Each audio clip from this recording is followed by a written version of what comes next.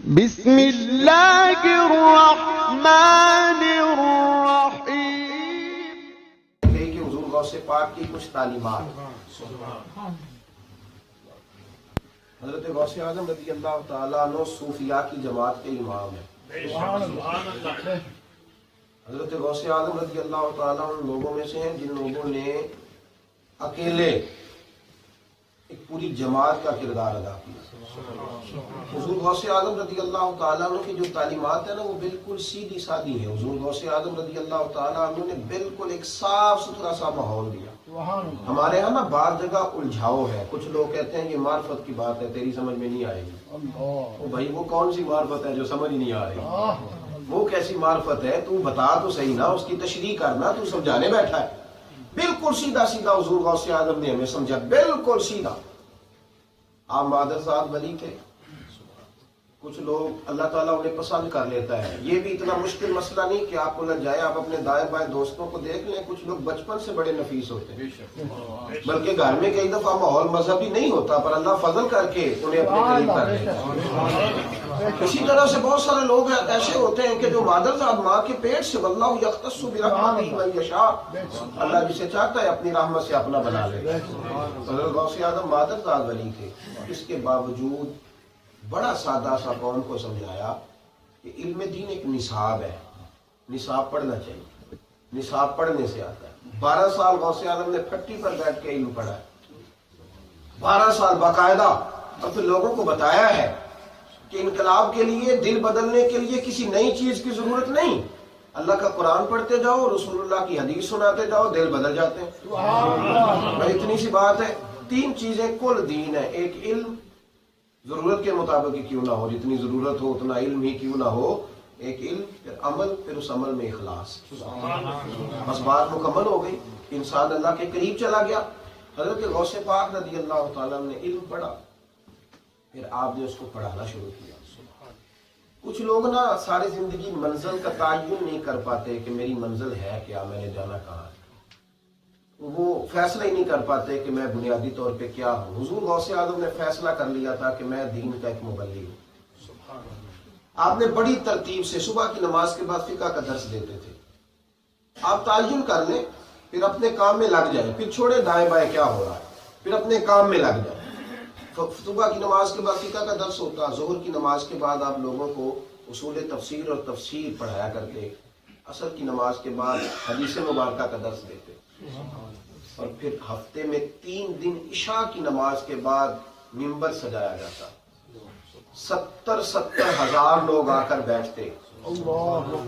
ہمارے یہاں نا آج تفریق پیدا کی جاتی ہے، 4 اینکر ٹی وی پہ بیٹھتے ہیں اور 4 بندوں کو لائن پہ لیتے ہیں، تو کیا کہتا ہے اس بارے میں، تو کیا کہتا ہے، تو اور تو کیا کہتا ہے، وہ لڑائی شروع ہو جاتی ہے، اور آخر میں کہتے ہیں جی بات ہم نے چاروں نے پہنچا دی ہے، فیصلہ خود کر لینا۔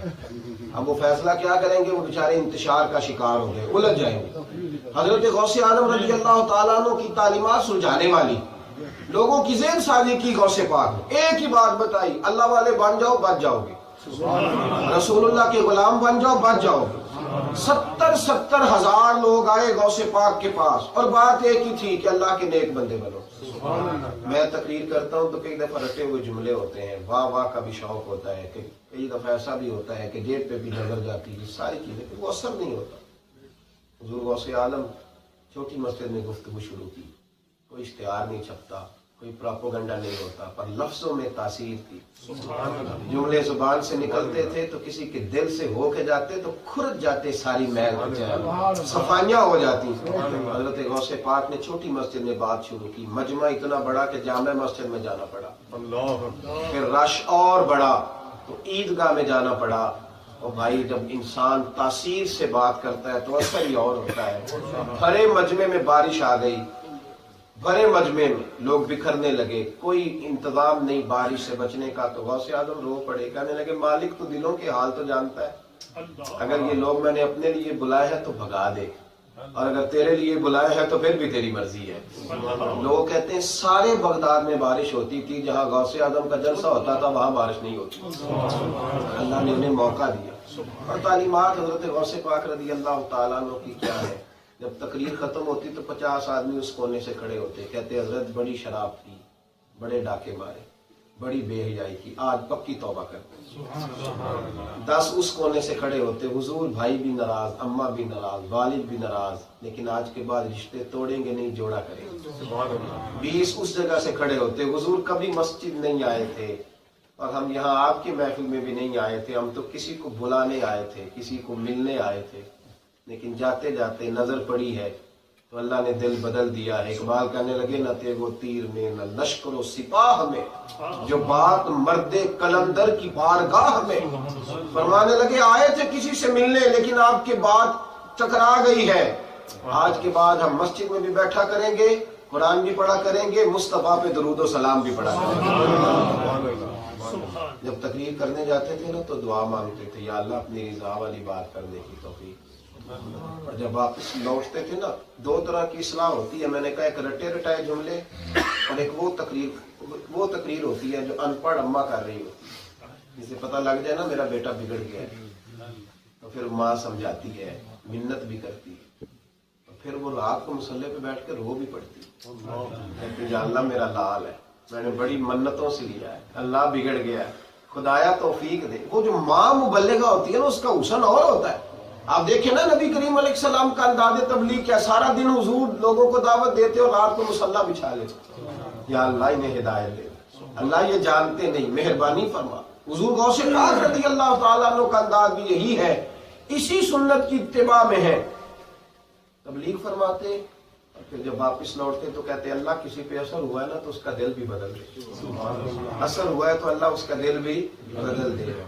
एक गवैया था, गाने गाया करता था, गौसे आज़म उसे समझाते थे कि तू जब गाने बाजे की महफिल सजाता है तो नौजवान जमा होते हैं, रक्स व सुरूर शुरू होता है, माज़अल्लाह शराबो कबाब के जाम चलने लगते हैं तो बाज आ जा। वो कहने लगा कि मेरी जरा शोहरत ज्यादा हो गई है तो बाबा इसलिए मुझे मना करता है। आपको पता है ना, जब लाइक से ज्यादा हो तो बंदा परेशान हो जाता है। जब 15-20 आदमी लाइन में खड़े हो ना सेल्फियां लेने वाले, तो फिर इंसान को महसूस होता है कि है कोई चीज। जब 15-15 फोन जाते हैं तो बड़ा मुश्किल होता है अपने आप को संभालना। फिर थोड़ा सा ना अपना वो स्टेटस उसको बड़ा ऊंचा लोग ले जाते हैं, कहते हैं मैं ये भी होता हूँ, फलां भी आया था, फिर दास्तानें और होती। वो कहने लगा कि मेरे असल में प्यार करने वाले ज्यादा है तो गौसे पाक पता नहीं क्यों ऐसा करते हैं। आपने बड़ा समझा, माज़अल्लाह सुम्मा माज़अल्लाह वो मुखालफत करने लगा और ताना व तशनी और बुरे अलकाबात से माज़अल्लाह सुम्मा माज़अल्लाह याद करने लगा। ये दीन के लिए ताना खाने में बड़ा ही मजा है। पंजाबी का शेर है, अगर आपकी समझ में आ गया तो ठीक है, न भी आया तो मुझे तो मजा आएगा ही। किसी पंजाबी के शायर ने कहा था, जे कर यार दे नाम दा मिले मेड़ा, जे कर यार दे नाम दा मिले मेड़ा, ओनू झोली पा लईए पुंजे सुटिए ना, जे कर यार दे नाम दी मिले सूली ते झूठा झूठ लईए पिछाटिए ना। अगर ताने देने लगे और कहने लगा जी देखो ये क्या हाल है, ये मुझे ऐसे ऐसे कहते हैं। अब हालात बदल गए, पहले जवान था फिर बूढ़ा हो गया। वो जो उसको सुनने वाले थे किसी और को सुनने लगे, रश खत्म हो गया। जब आदमी रिटायर हो जाए तो घर वाले भी जरा कम ही पूछते हैं, अब्बा मशवरे न ज्यादा दिया कर, घर वालों ने भी जरा निकाल दिया। कब्रिस्तान में बैठ गया। कल बड़ा ज़ौक था, उर्दू के शायर ने कहा था, वो तेरी आंख हो या संग मलामत की चुभन, कौन पहुंचा है मेरे दर्द की गहराई तक। दौरे शोहरत में तो यारों ने किया याद बहुत, साथ आया ना कोई कूचा रुसवाई तक। और मियां साहब कहने लगे, सारी उम्र ही आटा गुद्दा है, लखा कीते नहीं पेड़े, या वक्त आए तो मोहम्मद बख्शा कोई नहीं बैठा नेड़े। हालात खराब हो गए तो अब पूछना कोई नहीं। अब कब्रिस्तान में बैठ गया, मक्खियां भिनकती हैं, कपड़े फट गए हैं, हालत परा गंदा है। मेरे गौस पाक गुजरे। और रब करीम का बंदा बड़ा ही मेहरबान होता है, बड़ा करीम होता है। गौसे पाक गुजरे तो उसकी वो हालत देखी, गुलाम को बुलाया तो आंखों में आंसू। कहने लगा, हुजूर क्या हुआ? फरमाने लगे, यार उसका हाल आज देखा नहीं गया, क्या उसका रूज था और क्या ये मालिक का अंदाजे करम है और उसकी बेनियाजी है कि कब्रिस्तान में बैठा है। हजरत गौसे आलम रज़ी अल्लाह ताला उन्होंने 100 दिनार दिए। सुनो और याद रखना, ये तालीमात है, ये तालीमात है सरकार गौसे पाक की। ऐसे ही झगड़े छोड़ना ही ना सारी जिंदगी, तो छोटी छोटी बातों को बिठा के सारी जिंदगी दिल को पत्थर कर लेना। غوث اعظم رضی اللہ تعالیٰ نے 100 دینار دیے اور فرمایا لے جا، اسے جا کے دے پر بتانا نہ کس نے دیے۔